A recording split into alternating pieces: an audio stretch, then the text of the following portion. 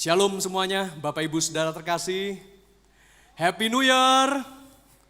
Oke, bisakah Anda melambaikan tangan atau berikan tepuk tangan yang terbaik hanya bagi Tuhan kita Yesus Kristus, ya. Selamat tahun baru, karena kita semua masih di dalam suasana tahun baru 2021, ya. Senang sekali bisa melihat dan menyapa Anda semua, tetap semangat, antusias untuk beribadah, baik Anda yang beribadah secara onsite di tempat ini maupun yang mengikuti secara online dimanapun Anda berada. Sekali lagi selamat tahun baru, kita juga mau menyongsong hadirat Tuhan yang juga akan menyertai kita di tahun yang baru ini. Dan Bapak Ibu Saudara sekalian, hari ini saya ingin menyampaikan satu hal yang cukup penting bagi setiap kehidupan kita. Saya berdoa dan saya berharap ini akan menjadi sebuah guidance, menjadi sebuah tuntunan bagi setiap kita untuk kita menjalani sepanjang 2021. Anda semuanya siap? Yang siap katakan amin. Oke, hari ini kita akan bicara mengenai meaningful presence. Bagaimana kita akan belajar mengenai menyadari kehadiran Tuhan atau hadirat Tuhan lebih lagi di sepanjang tahun 2021 ini. Sebuah kehadiran Tuhan yang nyata, kehadiran Tuhan yang meaningful, yang begitu penuh arti di dalam kehidupan kita. Oh, bersyukur kalau kita sudah bisa melewati 2020. Ya, semua orang, baik saya dan Anda, siapapun kita semua kenal gak kenal, sedunia semuanya bisa berkomentar tentang 2020 bahwa aduh itu tahun yang benar-benar berat. Ya, kita semua mengalami bersama pandemi Covid, sedunia mengalami gejolak perekonomian, tekanan, dan juga mengalami gejolak di dalam keluarga, segala kesulitan, penderitaan, kayaknya semuanya campur aduk menjadi satu. Dan seolah-olah mungkin ketika beberapa bulan yang lalu, tahun lalu, kita semua mengeluh dan berkata, aduh lewat enggak ya 2020 ini, aku masih kuat enggak ya, aduh keluargaku survive atau enggak nih, aduh gimana pekerjaanku, kondisi keuanganku dan sebagainya. Bapak Ibu Saudara, saya minta sebelum saya akan melanjutkan, coba pegang dada Anda. Ya, pegang semuanya, pegang. Ya, Anda juga yang di rumah mengikuti secara online, lalu Anda bisa elus ke badan berkata, syukur masih lewat. Kasih tahu ya. Syukur masih lewat 2020 dan sekarang memasuki 2021. Bagaimana stamina rohani kita? Kita perlu penyertaan Tuhan lebih lagi. We need the meaningful presence. Kita perlu kehadiran Allah yang begitu penuh arti di dalam kehidupan kita. Oleh karena itu kita akan belajar bagaimana kita mau menyadari kehadiran Tuhan lebih lagi di dalam hidup kita ini. Kita mau lebih sadar lagi akan hadirat Tuhan, mau lebih peka dan mau lebih sensitif lagi akan penyertaan Tuhan bagi kehidupan kita. Nah saudara, mungkin ada sebuah pertanyaan di dalam hati, dalam pikiran kita. Bagaimana ya penyertaan Tuhan di tahun 2021? Ya memang syukur-syukur sih 2020 udah lewat. Tetapi di tahun 2021 ini ada yang merasa gelisah, ada yang ketakutan, ada yang deg-deg-ser begitu. Bakal lewat lagi enggak ya 2021? What will happen next? Apa yang akan terjadi berikutnya? Tidak seorang pun yang tahu. Saudara, percayakah bahwa Tuhan kita masih beserta kita dan akan tetap menyertai kita, atau mungkin ada beberapa yang merasa jangan-jangan dia akan meninggalkan kita. Kita perlu hadiratnya. We need his meaningful presence. Karena itu saya ajak kita semua buka bersama-sama satu kebenaran firman Tuhan di dalam Keluaran pasal 33 ayat 12 sampai dengan ayat yang ke-23. Keluaran pasal 33 kisah mengenai Musa berdoa kepada Tuhan, meminta penyertaannya untuk melewati padang gurun. Saat itu ketika Tuhan mau menuntun Musa yang memimpin seluruh bangsa Israel menuju ke tanah perjanjian. Tetapi Musa gak mau sendirian. Memang Tuhan sudah berjanji sebelum-sebelumnya kepada Musa dan seluruh bangsa Israel. Nanti aku akan mengutus malaikatku berjalan menyertai engkau. Dengarkan perkataan malaikatku, dia akan menyertai engkau, dia akan melindungi engkau, meluputkanmu dari segala bahaya asalkan engkau mendengarkan suaranya. Engkau juga nurut sama dia, engkau tetap berpegang pada kebenaran firman Tuhan. Tetapi Musa gak puas dengan penyertaan dari malaikat. Musa tetap minta kepada Tuhan, Tuhan kalau bisa jangan cuma malaikatmu, engkau juga beserta dengan kami. Inilah yang akan kita baca bersama-sama. Keluaran pasal 33 ayat yang ke-12, demikian firman Tuhan. Lalu berkatalah Musa kepada Tuhan, Memang engkau berfirman kepadaku, suruhlah bangsa ini berangkat. Tetapi engkau tidak memberitahukan kepadaku siapa yang akan kau utus bersama-sama dengan aku. Namun demikian engkau berfirman, aku mengenal namamu. Dan juga engkau mendapat kasih karunia di hadapanku. Maka sekarang, jika aku kiranya mendapat kasih karunia di hadapanmu, beritahukanlah kiranya jalanmu kepadaku.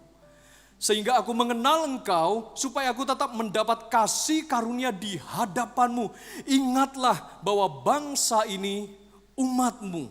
Ayat 14, inilah janji Tuhan. Lalu ia berfirman, aku sendiri hendak membimbing engkau dan memberikan ketentraman kepadamu. Saudara, ketika Musa mulai mendengarkan jawaban dari Tuhan. Ketika Musa minta, aku minta penyertaanmu ya Tuhan. Dan Tuhan menjanjikan, ya aku sendiri hendak membimbing kau dan memberikan ketentraman kepadamu. Musa kemudian mengulangi lagi permohonannya, seolah-olah Musa tuh merasa, pasti enggak ya? Karena awalnya Tuhan sudah ngomong bahwa aku akan meminta agar malaikat yang mengiring engkau, menyertai engkau. Tetapi ketika Musa minta, Tuhan engkau aja deh yang membimbing. Benar nih Tuhan, mau membimbing. Ayat yang ke-15, lanjut ya. Berkatalah Musa kepadanya, benar ya Tuhan ya, jika engkau sendiri tidak membimbing kami, janganlah suruh kami berangkat dari sini. Kalau Tuhan gak beneran jalan bersama kami, menuntun kami, membimbing kami step by step, kami gak mau jalan. Kami pokoknya nunggu Tuhan, jalan dulu, nuntun kami, bimbing kami, baru kami mau jalan. Ya.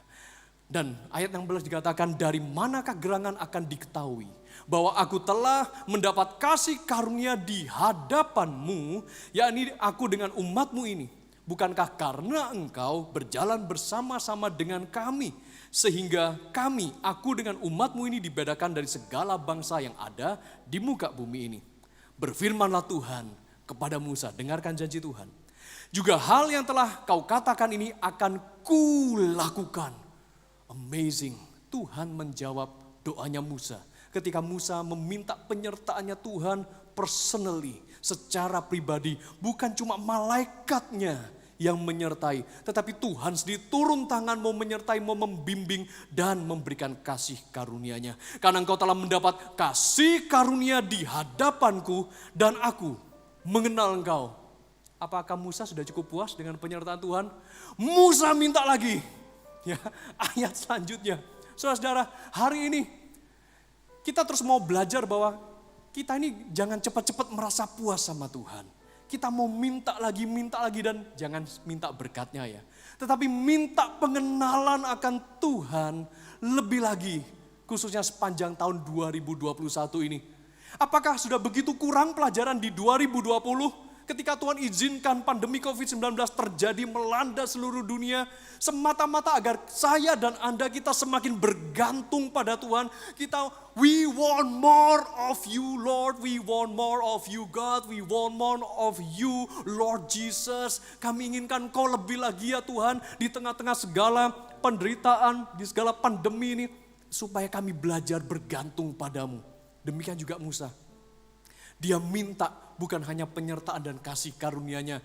Ayat yang ke-18, tetapi jawabnya, perlihatkanlah kiranya kemuliaan-Mu kepadaku. Seolah-olah dengan kata lain, Musa kepingin ngeliat Tuhan. Oke Tuhan, Engkau berjanji menyertai. Engkau memberikan kasih karunia. Sekarang perlihatkan, I want to see you. Perlihatkanlah kiranya kemuliaan-Mu kepadaku. Ayat 19, tetapi firman-Nya ternyata dijawab juga sama Tuhan, saudara. Aku akan melewatkan segenap kegemilanganku dari depanmu dan menyerukan nama Tuhan di depanmu. Aku akan memberi kasih karunia kepada siapa yang kuberi kasih karunia dan mengasihani siapa yang kukasihani. Lagi firman-Nya, engkau tidak akan tahan memandang wajahku, sebab tidak ada orang yang memandang aku dapat hidup. Berfirmanlah Tuhan, ada suatu tempat dekatku di mana engkau dapat berdiri di atas gunung batu. Apabila kemuliaanku lewat, maka aku akan menempatkan engkau dalam lekuk gunung itu dan aku akan menudungi engkau dengan tanganku sampai aku berjalan lewat. Kemudian aku akan menarik tanganku dan engkau akan melihat belakangku, tetapi wajahku tidak akan kelihatan. Bapak Ibu Saudara sekalian, ketika Musa memohon penyertaan Tuhan, memohon kasih karunia-Nya, dan bahkan ingin melihat kemuliaan Tuhan, Tuhan mengabulkan ketiga-tiganya. Dan saya percaya hari ini, mengawali 2021, what's your request? Apa yang menjadi pengharapanmu, apa yang menjadi permintaanmu, permohonanmu di hadapan Tuhan? Apakah engkau menginginkan Dia lebih lagi dibandingkan hari-hari, bulan-bulan, dan tahun-tahun sebelumnya? Apakah di 2021 ini saya dan Anda lebih menginginkan Tuhan lebih dari 2020? Bapak Ibu Saudara, kalau kita menginginkan Dia lebih lagi, sama seperti Tuhan berjanji kepada Musa, Dia akan mengabulkannya bagi setiap saya dan Anda. Berikan segala tepuk tangan kemuliaan hanya bagi Tuhan kita Yesus Kristus. Ya, minta sungguh-sungguh di hadapan Tuhan. Saya juga pernah bergumul dengan ayat ini ketika membahas tentang kasih karunia dan Musa berkata kepada Tuhan, Tuhan, apakah benar aku memperoleh kasih karunia-Mu? Dan ketika Tuhan juga menjawab, aku memberikan kasih karunia kepada siapa yang kuberikan kasih karunia. Ibaratnya ini sebuah privilege, sebuah kehormatan yang seolah-olah gak semua orang tuh bisa terima gitu loh Bapak Ibu Saudara. Saya bertahun-tahun ketika, ya setiap awal tahun saya selalu kembali riset, membaca Alkitab dari awal, dari Kejadian, dari 5 kitab pertama, Perjanjian Lama.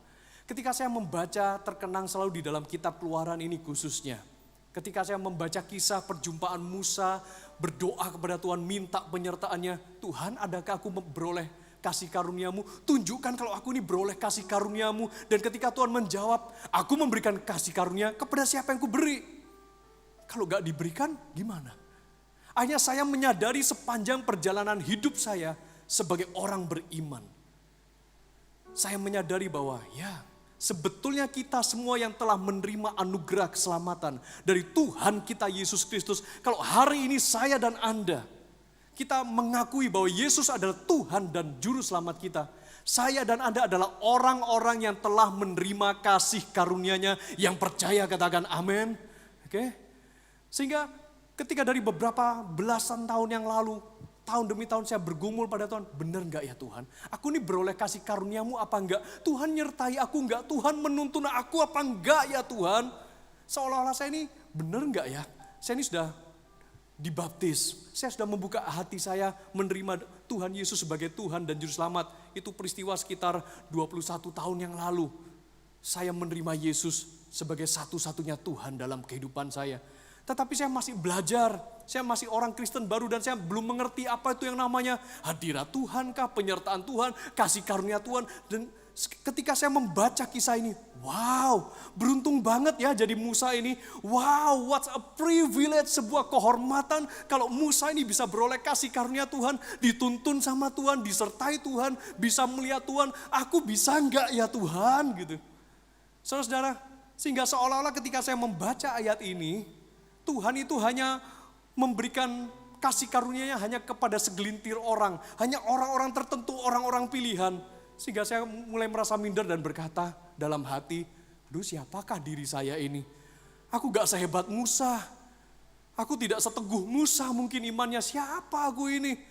Tapi saudara-saudara, ketika saya dan Anda telah memiliki Yesus di dalam hati saya, kita juga beroleh kasih karunia yang sama yang juga telah diterima dan pernah dialami oleh Musa. Berikan tepuk tangan hanya kepada Tuhan Yesus Kristus. Ya, jangan Anda merasa bahwa Tuhan kayaknya kok pilih-pilih kasih ya. Kayak cuma Musa aja yang terima kasih karunia. Kayaknya Musa aja yang bisa melihat Tuhan. Hanya Musa yang bisa mengalami Tuhan. Enggak, saya dan Anda semenjak kita dilahirkan kembali oleh Roh Kudus. That's it.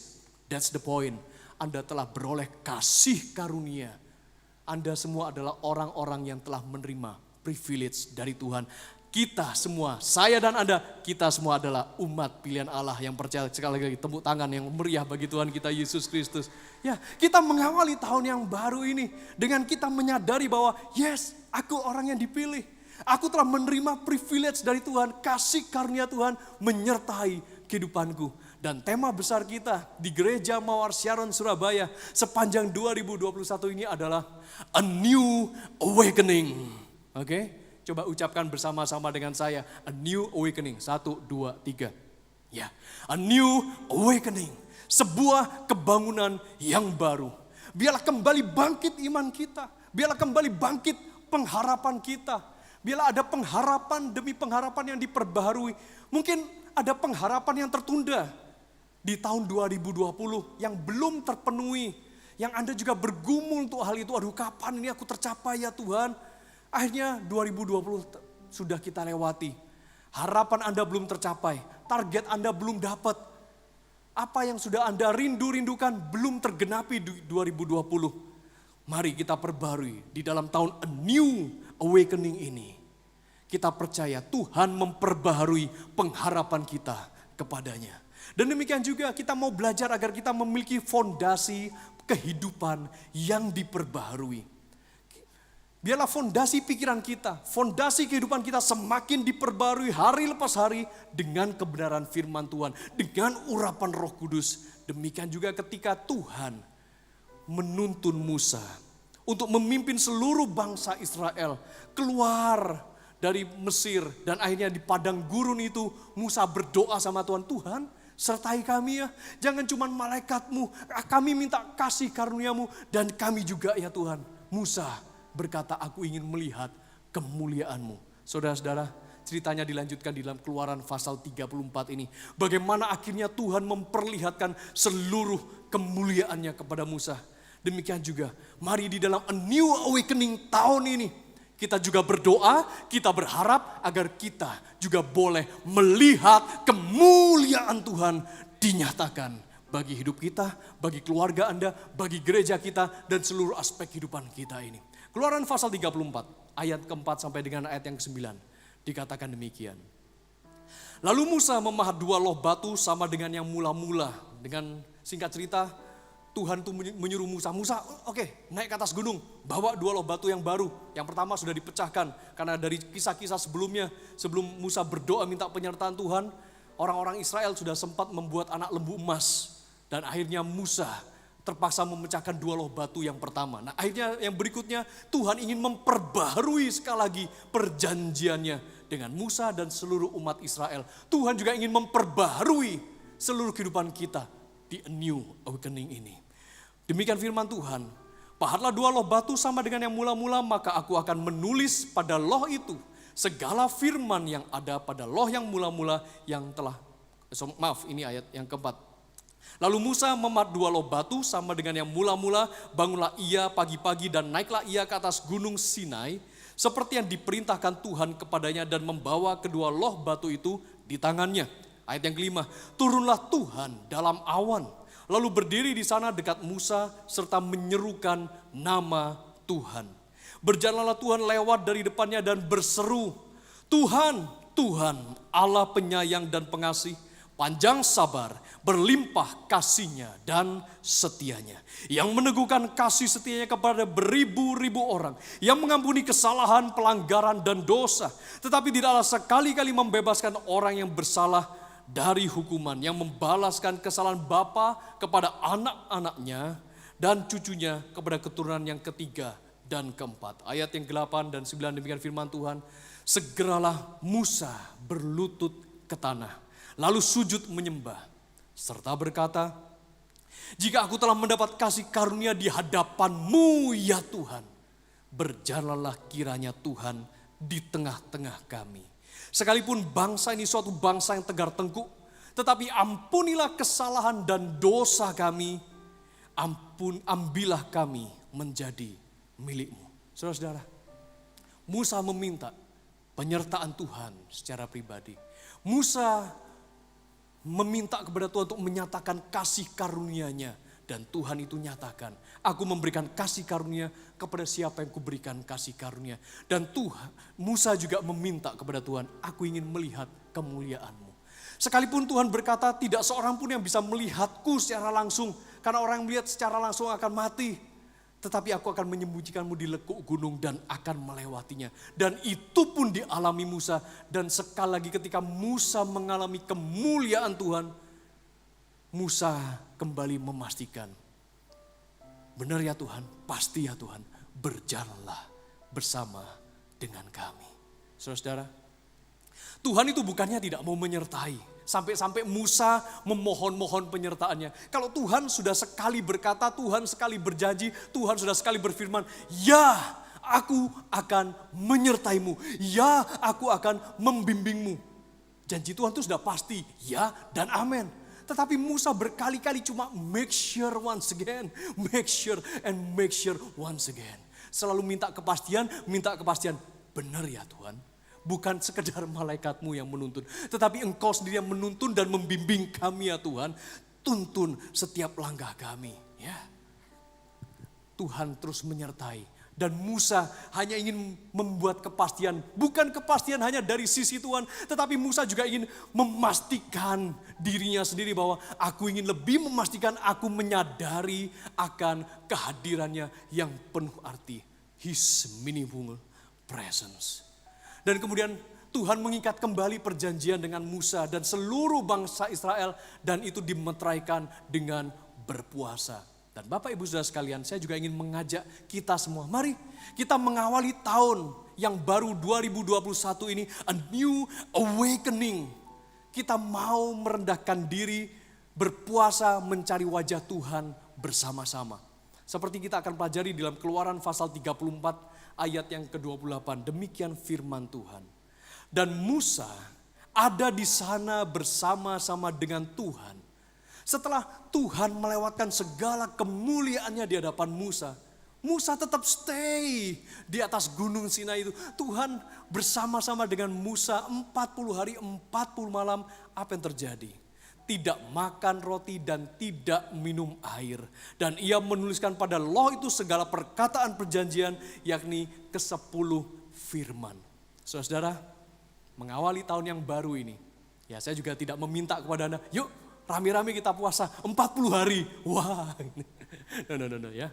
Kita juga mesti menjaga kesehatan kita. Kita juga mesti mengenakan protokol kesehatan seperti yang sudah kita biasakan di tahun sebelumnya. Kita di awal tahun 2021 ini mengawali a new awakening sebagai tema besarnya Gereja Mawar Sharon Surabaya. Kita bersama-sama akan doa puasa selama 14 hari aja. Dengan tema doa puasa kita adalah starting strong with God. Oke, semua yang antusias puasa kasih tepuk tangan yang paling meriah dong sama Tuhan ya. Kita puasa mulai besok. Oke, saudara-saudara, mari persiapkan diri kita besok pada tanggal 11 sampai 24 Januari 2021. Singkirkan semua menu makanan Anda. Gantikan menu makanannya dengan berdoa, ya, baca firman, ya. Anda mungkin sudah gak makan, gak minum, Anda menahan lapar Anda. Kemudian Anda sudah berdoa, Anda sudah rajin baca firman, tapi masih marah-marah. Tapi Anda juga masih gak sabaran, masih suka membentak orang begitu kan. Masih suka bersungut-sungut, mengeluh, lalu mengeluarkan kata-kata yang negatif. Ayo kendalikan diri. Percuma Anda sudah tahan lapar, gak makan, gak minum, Anda sudah benar-benar luangkan waktu berdoa, Anda sudah baca firman, tapi masih emosian, suka marah, suka mengumpat, maaf mungkin seperti itu, masih melakukan kebiasaan-kebiasaan buruk, Anda yang mungkin gak segera lepas dari rokok mungkin, minum-minuman keras dan sebagainya. Ayo kita mulai di awal tahun ini segala keterikatan yang mengganggu kehidupan Anda baik jasmani dan rohani, tinggalkan, lepaskan itu semua, kendalikan diri Anda dan Anda sudah mulai kehilangan pengharapan, berdoa dan minta Tuhan penuhi Anda semua dengan harapan-harapan yang baru. Amin Bapak Ibu Saudara sekalian. Dan percayalah bahwa sepanjang tahun 2021 ini Tuhan Yesus pasti menyertai. Karena Dia adalah Immanuel. Baru saja beberapa minggu yang lalu kita bersama-sama merayakan Natal di tempat ini dengan tema Immanuel. Allah beserta kita.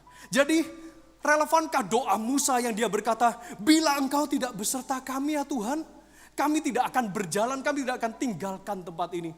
Saudara, seolah-olah Musa kalau tidak memohon penyertaannya Tuhan, Tuhan gak menyertai.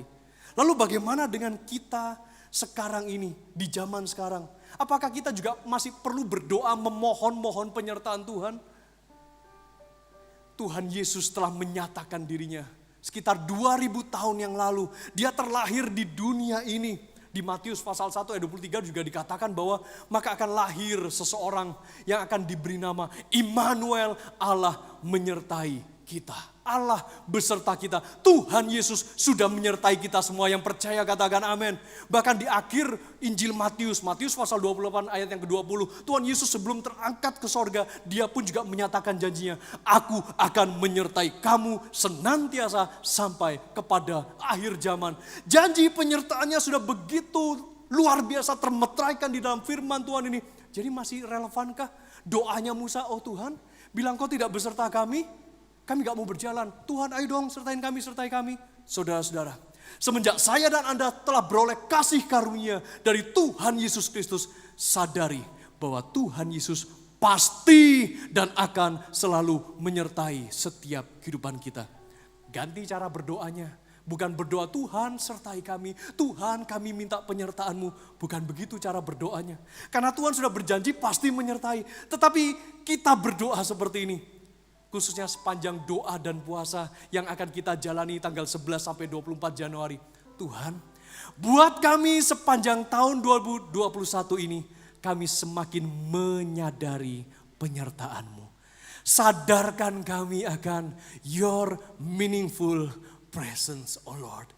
Buat kami lebih peka, buat kami lebih sensitif akan kehadiran-Mu ya Tuhan. Di dalam hidup kami, di dalam rumah tangga kami, di dalam keluarga kami, di dalam pekerjaan kami, di dalam pelayanan kami, di dalam seluruh aspek kehidupan kami. Karena itu Bapak Ibu Saudara, di masa sekarang ini kita harus benar-benar bisa lebih lagi menghargai dan menyadari hadirat Tuhan yang luar biasa.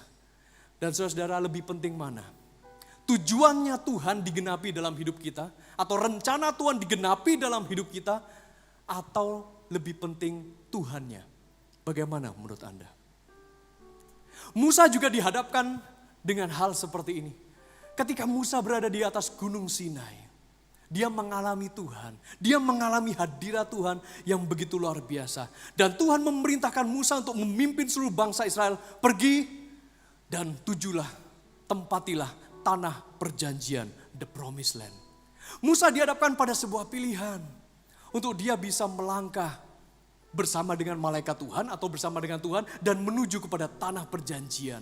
Tetapi Musa, dia menyadari bahwa buat apa aku mencapai tanah perjanjian itu?